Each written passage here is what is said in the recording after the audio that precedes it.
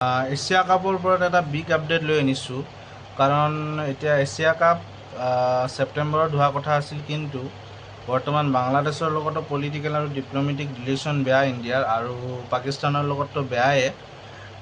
গতিকে তাৰে ওপৰত এখন মিটিং আছিল 24 জুলাইত। এই মিটিংখন একচুৱেলি বাংলাদেশৰ ঢাকাত আছিল, কিন্তু এই মিটিংখনত BCCIয়ে পাৰ্টিচিপেট নকৰোঁ বুলি কৈছে।